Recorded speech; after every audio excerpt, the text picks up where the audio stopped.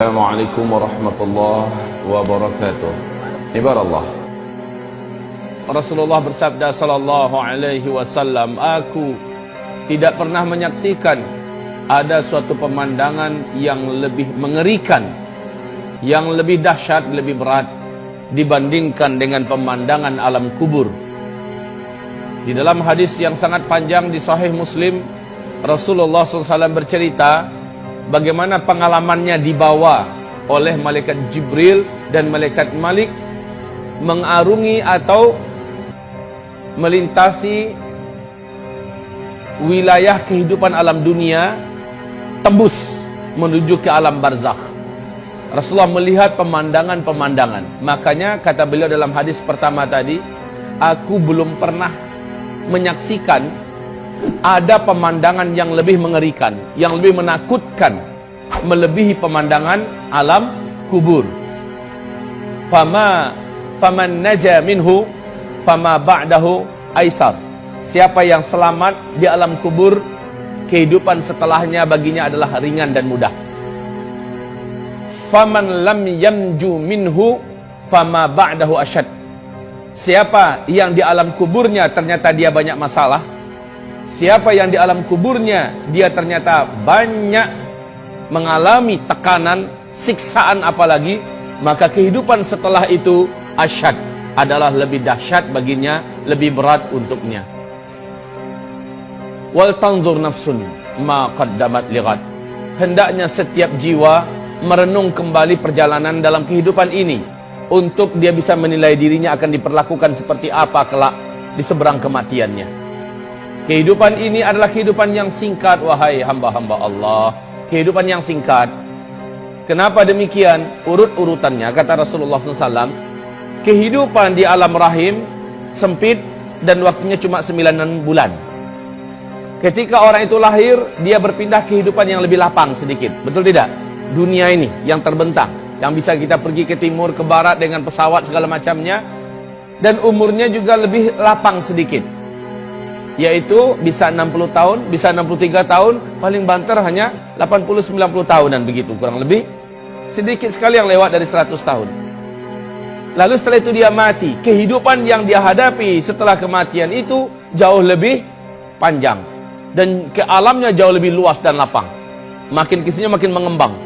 Nanti setelah tiupan sangkakala yang kedua, ya, setelah kiamat terjadi, di tiupan sangkakala pertama, kemudian manusia, jin, seluruh binatang, langit dan bumi sirna.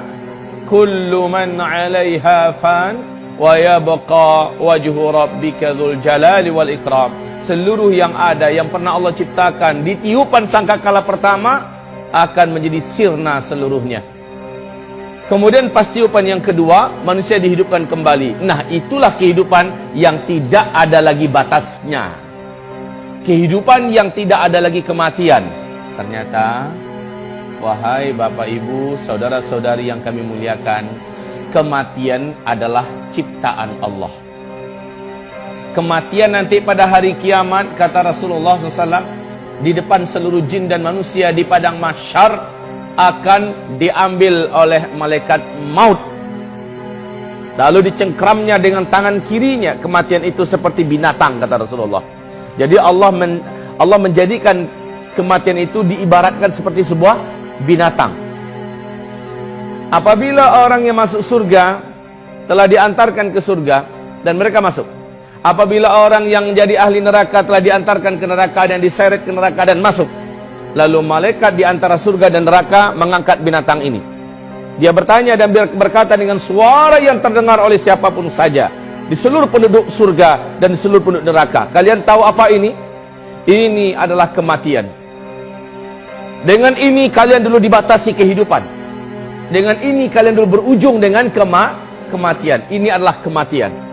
Maka malaikat ini langsung menyembelih kematian itu di depan seluruh penduduk surga yang ada di surga, oleh penduduk neraka yang ada di neraka bisa menyaksikannya. Maka setelah dia sembelih kematian itu, malaikat berkata, khuludun khulud lal maut. Sekarang kehidupan kekal, tidak ada kematian.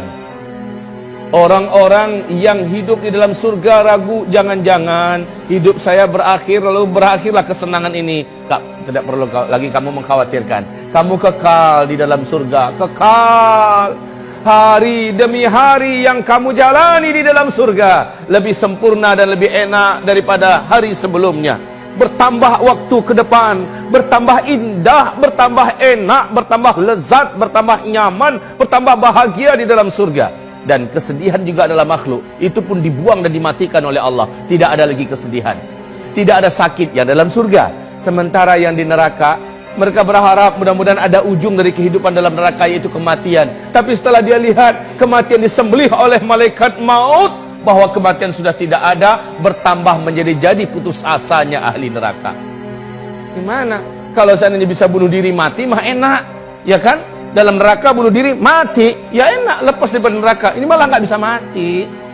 Ya Rabb, ibarallah ma'asyiral muslimin, apakah kehidupan yang sebentar saja di kehidupan dunia ini berhasil melenakan dan melalaikan kita? Rugi, Bapak Ibu, rugi. Hanya gara-gara uang yang tidak seberapa, emas yang tidak seberapa, menjadikan kita menipu, mencuri, merampok, membunuh, melakukan kezaliman, menjadikan kita melakukan berbagai macam perbuatan riba dan segala macamnya. La haula wala quwata illa billah.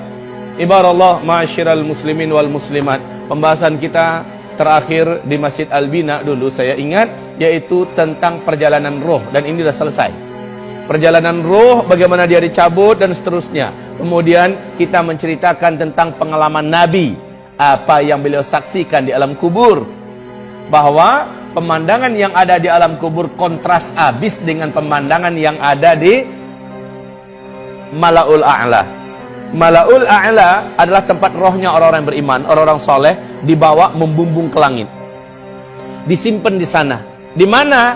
Di salah satu di antara taman-taman surga. Sehingga Rasulullah bersabda, sesungguhnya kuburan itu untuk orang beriman adalah raudhah mir riyadil jannah, satu taman di antara taman-taman tempat transit kita loh Pak. Orang beriman tempat transitnya menjelang sangkakala pertama ditiup, yaitu di taman surga. Belum masuk, baru sebatas tamannya doang, ya, belum masuk lagi ke surga, karena masuk surganya ntar habis tiupan yang kedua, ya, kita dibangkitkan, urusan padang mahsyar selesai, kemudian kita digiring menuju ke titian. Apabila selamat di titian, kita nyampe di seberang, dibukakan pintu-pintu surga, masuk, baru setelah itu halal bagi kita masuk surga. Menjelang kiamat, yang terjadi bukannya masuk surga dulu, tetapi diletakkan di wilayah transit, yaitu salah satu taman di antara taman-taman surga. Di dunia ini untuk dapat ke taman yang sangat indah, karcis dan ongkos masuk saja mahal, dan kita akan selfie-selfiean di sana, foto-foto, ya, menghabiskan waktu. Sementara di sana sambil nunggu kiamat, subhanallah, angin surga, rumput surga, batang-batang surga, tetumbuhan surga yang sifatnya taman-taman surga, mala ainun ra'at, mata enggak pernah menyaksikan ada yang seindah itu di dunia, wala udhun sami'at, telinga juga enggak pernah dengar, dalam sejarah kisah khayalan dongeng pun enggak akan sampai, wala khatara ala qalbin bashar. Sampai kapan? Sampai menunggu sangkakala pertama ditiup. Jadi tempat transitnya, siapa yang paling tinggi posisinya di alam kubur atau alam barzakh, di Mala'ul A'la itu. Jadi ada levelnya. Mala'ul A'la, ya, inilah tempatnya orang-orang yang ditinggikan oleh Allah. Yang tertinggi adalah Al-A'la Illiyin. A'la Illiyin, ini yang paling tinggi dari seluruh yang tinggi-tinggi.